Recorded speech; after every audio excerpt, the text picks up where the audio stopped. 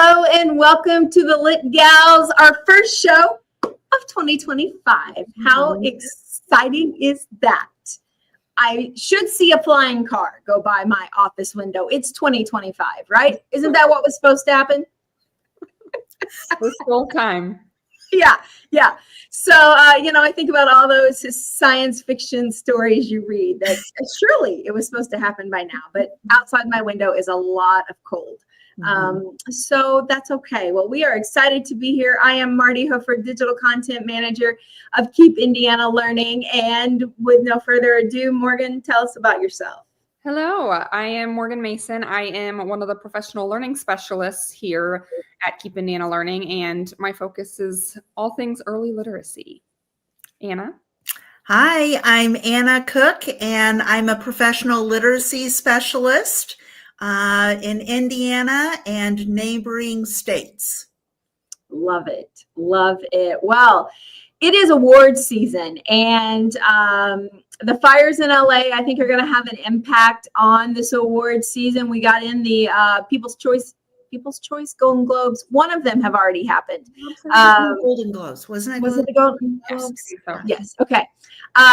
One of them have happened, but we are in awards season. So as we were thinking about our show for this month, it only made sense that we talk about book awards. And so my question to you, Morgan and Anna, I'll just pick up. This is not one of the books I'm going to talk about, but this is one that was sitting on my shelf. I think I've probably talked about the Poet-X on the show before. If not, it's worthy of talking about sometime. But man, look at all those pretty golden stickers. My question, do you think book awards matter to readers and to kids? Because as we talk about some of these different book awards today, people may not know what they are. Do these awards matter to anyone but the authors and the publishing industry? That's such an interesting question. I'm thinking about myself as a first grade teacher, and if we read a book that had one of the award stickers on it, I would always point it out. I'd talk about what the award was, and there were some that I didn't necessarily know, so I would have to go back in and figure out, like, okay, what is this award? So I would at least try and expose my students to, hey, this was an award winner. People really liked it. It was chosen out of all these books to receive this award. But I don't know, because I also have read so many books that have not read any awards, both as a teacher and as an adult, that I'm like, it doesn't necessarily make me want to pick up. I don't know if I would want to pick up a book. I feel like I weigh more, and I feel like I'm rambling now, but I feel like I weigh more from, like, Martie said it was a great book, or someone that I value their opinion. If they say it's great, then I'm adding it to my to be read list. The award thing is cool, but I don't necessarily gravitate towards it just because of that sticker. Okay. That's my Fair. I am of the similar thought, Morgan. It never was one that I sat there and said, I've got to introduce this book to them. I must, it was more recommendation type things. However, I will say this: when I was a first grade teacher, Morgan, I'm sure you can relate to this. When they would see those stickers or those gold, oh my gosh, it was like a must read. Oh yeah. It was like you just said, the Academy Award. They would get so excited when they would see stickers on the book. My 4th and 5th grade students, not so much. They really could care less. And I thought that was interesting. Yeah. It was cute. Yeah. But I gravitated more toward that, and then theme. I was a thematic teacher, if you will, and I looked for good books with that theme. Yeah. Okay. And I wonder too. Sorry, Martie, I don't want to cut you off, but I wonder too, because I'm thinking about myself as a 4th grade teacher as well, that at that point you've kind of discovered what you like to read, what you're interested in, more so I'd say than as a first grader. So I could see where as a first grader you gravitate towards the pretty stickers and the award winners, because you don't really know what you want to read. But then by 4th and 5th grade you have more of an opinion. So very much so. So I think, as I think about, I'm going to take a two-pronged approach to this. As I think about my middle schoolers, if they didn't know what to read, if they felt lost and like stuck between books, I would often send them to I had a section in my library called award winners, and where I would put, especially if I had multiple copies of the same book, for example, Christopher Paul Curtis's The Watsons Go to Birmingham, 2 silver stickers on this one. So like this would have been shelved in historical fiction and award winners because I had 2 copies of it. So I would often send my I don't know what to read kiddos to my award winners, because then they could trust that at least somebody liked it. So I did use it for that purpose. I don't know if it mattered to them, maybe so much as it mattered to me that I knew I was putting good books in their hands. I mean, I had to think about every book in my library, but those were like, the kid then knew, hey, somebody thought this was a good book. So I had a friend tell me today, she saw my pile of books on my desk, and she said her favorite sticker is the 30% off at Target sticker. I feel that's a good sticker. That is a good sticker. So I told her I was going to share that on our show today, that the 30% off red dot sticker at Target is also an award that maybe we should talk about. We should. We could have a whole show about that, I feel like. I love it. I love it. But you're right, Morgan. There are definitely awards that I don't know what they are. Like, even like this book I've now held up multiple times. No idea what that sticker is, but man, it sure is pretty on that book. So yeah. Well, I feel like we could go on all afternoon about back and forth about if it matters, if they don't, what other stickers are out there that we could talk about. But let's talk about what we did bring today. So we all, and Martie, I don't think you mentioned this at the beginning, but we all chose different awards to share about and represent during our show today. So I chose the Caldecott Award, and I went through my collection. So little backstory, I have a collection of books that I used in the classroom that my children do not have access to yet because I don't want them to destroy them. What I did, don't feel badly. And 2 of them were on my list. So you guys may be familiar, I'm sure you're familiar with The Man Who Walked Between the Towers.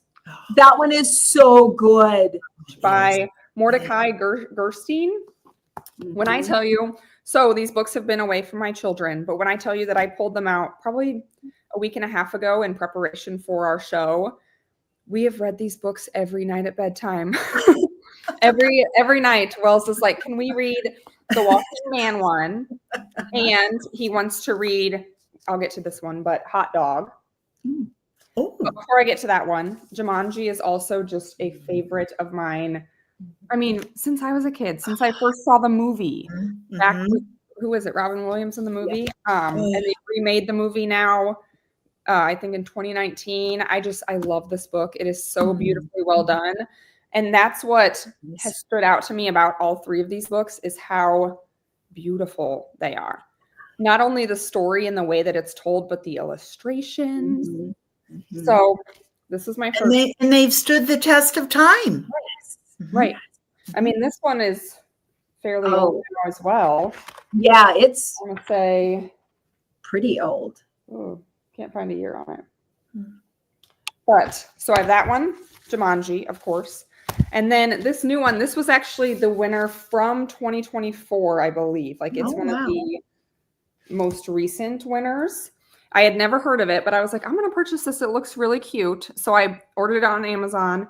We've also been reading this every night at bedtime.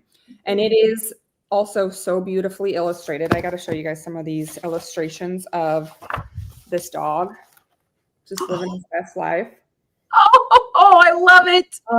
So it's essentially just a story about this dog that lives in New York City, and it is summer, and he is miserable because it's so hot. And this dog, it's all told through the perspective of this little dog of, I'm not doing this anymore. I don't want to be in the city. So his owner takes him out to the beach for a beach day, and it is just so cute. It's a quick read. It's an easy read, and he comes home and he goes to bed that night dreaming about swimming in the ocean with the seals. Aw, Yes. I love that.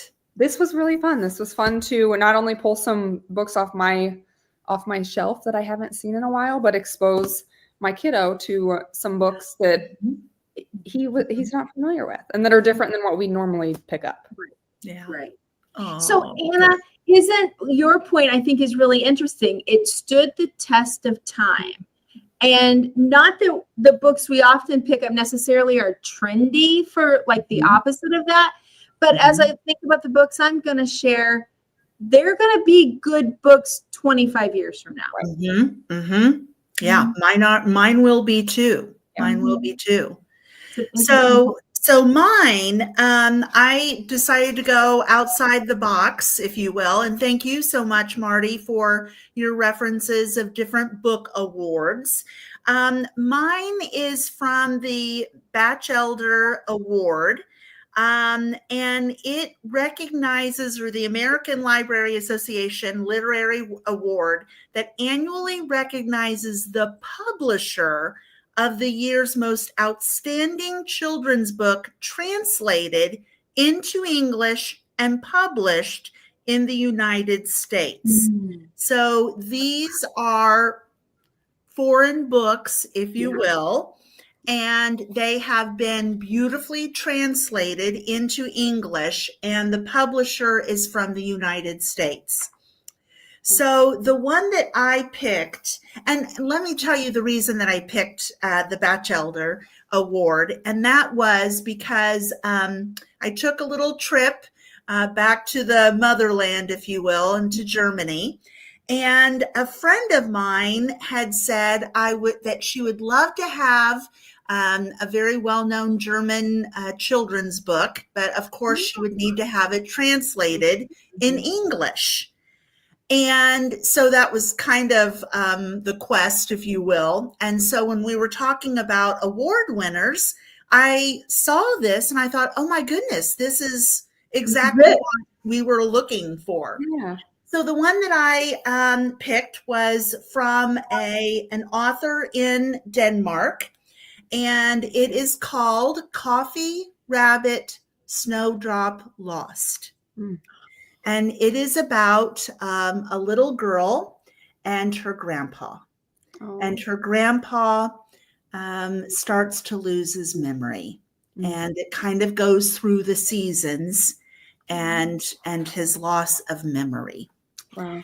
And the pictures are just beautiful, absolutely beautiful. Just very simplistic and just very thought-provoking, and they're lovely. So pretty. And the thing that I love also is in the very back, this author talks about dementia and memory in a very simplistic and nice terms for children.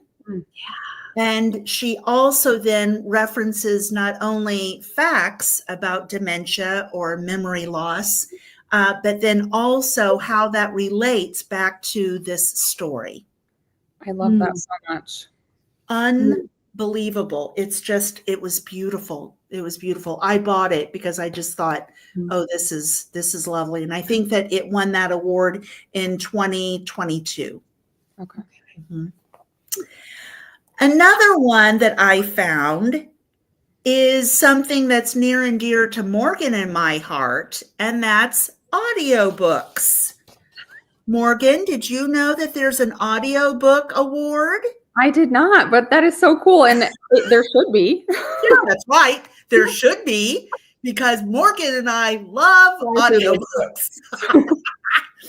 This one is called the Odyssey Award for Excellence in Audiobook Production. And it's been going on since 2008. And it is awarded to the producer of the best audiobook produced for children and or young adults, and available in English in the United States.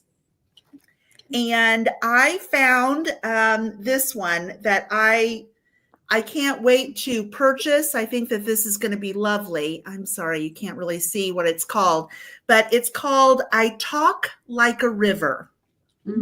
And this one won the award. It is a young boy who is bullied because of his stutter, finds strength in the sounds of a river.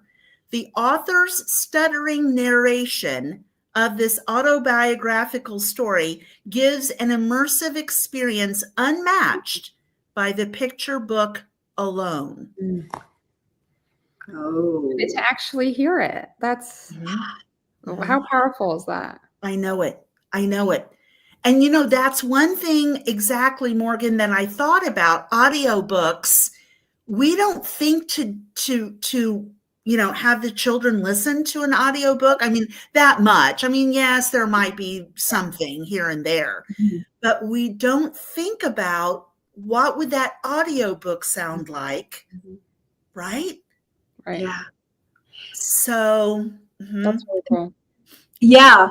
Wow. And that book, I Talk Like a River, makes me think of Trevor Noah's book, Born a Crime, because he speaks Afrikaans in the book. And so, I'm reading it. I don't know how to make those sounds, but from what I've heard, because he reads the audiobook, I've heard it's just a phenomenal audiobook because it's such an immersive experience that we miss out on as a paper reader or a maybe less talented narrator. Right. Well, and then conversely, and Morgan, you and I have talked about this before. Sometimes we'll listen to an audiobook and go, I got to shut this off. Yes. I can't listen to this. Oh, yeah. Right? I just had that conversation with a friend. Yes. Because of that person's voice or right. While they're reading it, it just, Yeah. And everybody raves about the book. But when Morgan and I listen to it, then we're sometimes, ugh. Yeah. So yes. Yeah. Yeah. Okay. So today, I do have a favorite award that I'm going to talk about, but I just have to be fully transparent on our show. I brought a whole stack today. I'm not looking. I'm not going to talk about them all, but I am going to link them in the show notes because they are all worthy. Going to catch up to her, Morgan. Never. They're all so worthy of all the awards they won. So actually, I'm not even going to mention that one at all. This one won a Coretta Scott King Award. This is an award given by Dr. King's Legacy Foundation. I'm losing the name of it, but Sharon Draper, who if our audience is listening today didn't catch our show with Sharon Draper in December, it was so good. Go find it on the Keep Any Learning YouTube channel. But like this book, Out of My Mind, won one of the Coretta Scott King Awards. And I feel like, well, I'll talk about that award last. My favorite book award, and all of these won it, is the Schneider Family Book Award. And the Schneider Family Book Award is presented by the American Library Association, and it's endowed by the Schneider family. And listen to this family. A clinical psychologist with a 30-year career who was blind, her mom who was a teacher for the deaf, and her dad who worked in pharmaceuticals. And dad was nearing the end of his life, and he and his daughter were talking about her inheritance. And they didn't exactly see eye to eye on how she was going to spend this inheritance. So they settled on endowing a book award because they decided they could agree on that. And so the Schneider Family Book Award, eligible books must, quote, feature a main or secondary character with a disability and must portray the disability as part of a full life. And the information on the disability must be accurate. And so I've never read one of these books that were not simply phenomenal. This is the book that started me down this Schneider Family Book Award journey, because you can see they have a pretty little blue sticker. This book, I don't know, on the back cover, you find out the main character had to have her leg amputated, and she's a runner. And then what does she do with that? Phenomenal. And then I am fascinated by the deaf culture, and these two books have both won Show Me a Sign and The Silence Between Us. Dive into the deaf culture, and they're just lovely. Then the two I read most recently, The Fire, the Water, and Maudie McGinn. Maudie is on the autism spectrum. Her parents are divorced, and she lives part of her time with mom, part of her time with dad. And it just is so relatable to kids, I think. But Maudie learns to surf. And it's so cool for someone from Central Indiana to read about someone surfing, because I know nothing about that. I don't know that much.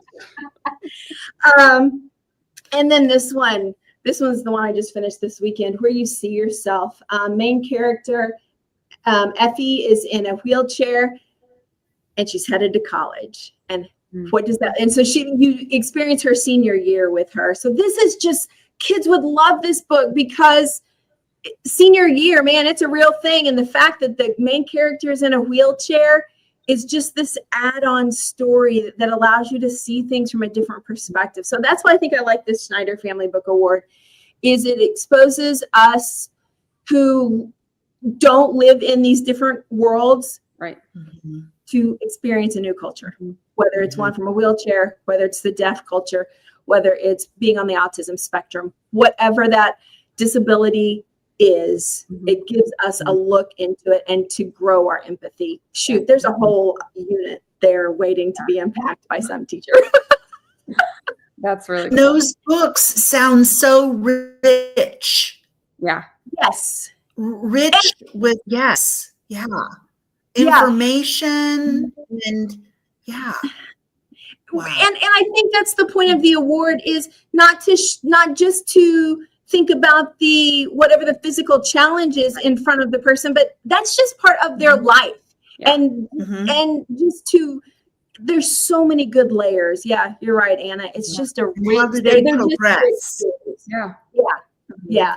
So I'll link all of them in the show notes, but I had a whole stack today. I can't wait to check them out. All right. So, favorite part of my show, this is where I always have to grab my pen, because the titles come fast and furious. Morgan, what are you reading right now? Okay, so I think maybe for the first time in a long time, I am not listening to a book currently, but it's because, guys, I got a Kindle for Christmas. Look how cute it is. So how nice. Yes, my husband got me one for Christmas, and I've been loving it. So good. I have a Kindle read right now, and then I have an actual physical book, and I'm able to do both because one of them, the one on my Kindle, it's called Kilman Creek by Rachel Kane. It is the second in a series. So I flew through the first one. It's one of those murder mystery, what's going to happen next. So the first one was called Stillhouse Lake. And then this is Stillhouse Lake #2, but the title is Kilman Creek.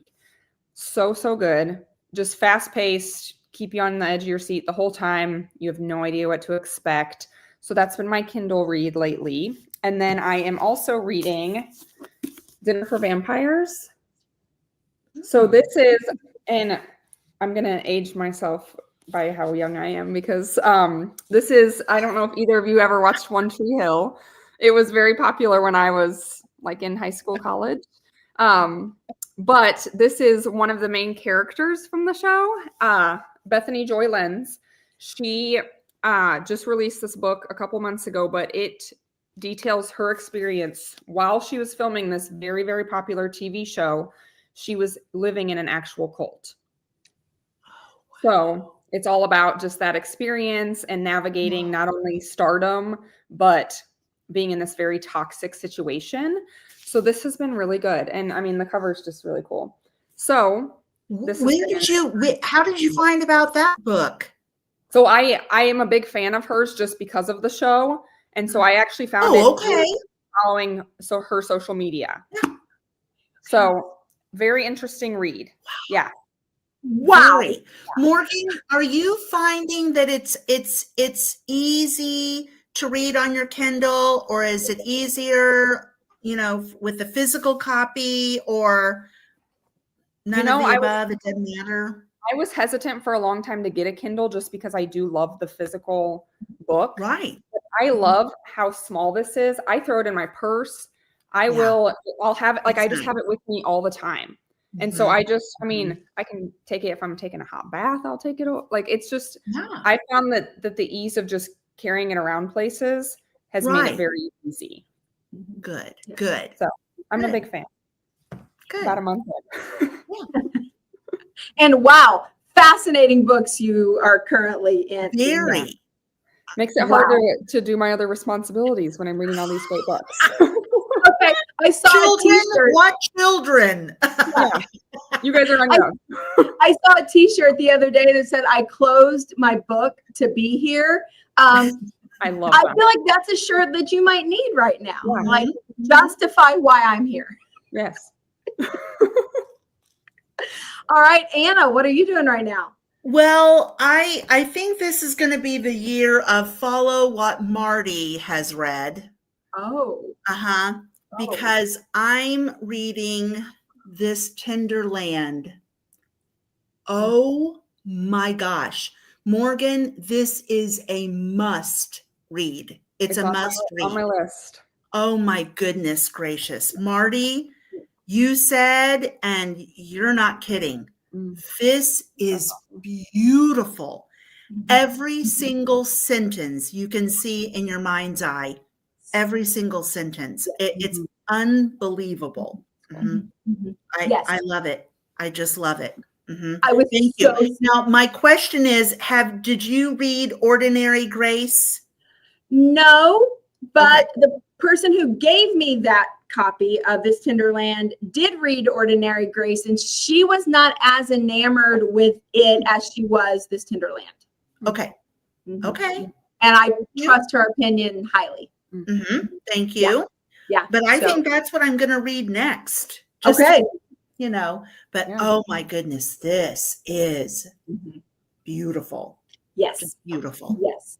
Absolute epic. Thank you, Martie. Novel. You're welcome. You're welcome. Okay. So my current read, also reading on my Kindle. I have a Kindle. And Morgan, I love it for the same reason you love yours. I love how little it is. It just Now I do find peer pressure. I feel peer pressure by the end of this year. Yeah, I mean, I do still read paper books. It kind of depends on what can I get quickest from the library is part of it, and also if I know I'm going to be traveling, I want it on my Kindle because books take up a lot of space in a suitcase and they're heavy. So this little guy, he don't weigh much. So what I'm reading right now is also a Schneider Family Book Award winner called Millionaires for the Month. It's a middle grade book, and these 6th grade boys are on a field trip and find a wallet, and then they get some money, and if they play their cards right, they can get more money in a month, but they have to play their cards right. So I'm on like day 5 or 6 of their month of trying to play these cards. Okay. And that's all I'm going to say about it. But it's such a cute story. I'm yet to figure. Oh, no, this is not a Schneider family. I'm like, why was this a Schneider? Sorry, this is a young Hoosier. Yeah, this is a young Hoosier winner. Sorry, had the wrong book award, which we probably should have talked about that award because Hoosier kids get to vote on that award, which makes it so cool. Important. Yeah. Yeah. But this was a Young Hoosier Book Award winner for 2024. And it's so worthy. Kids would just love this book because I'm loving this book and it's like meant for 6th graders. And I'm like, I got to know what happened next. So it's just super cute and I'm loving it. And ladies, we have talked about books for 29 minutes. This may be our longest show ever. It just flies by because we have so much fun. Yes. So thank you, viewers. We appreciate you. We'd love to hear what you're reading as well. So as always, be well. Do good work. Keep in touch.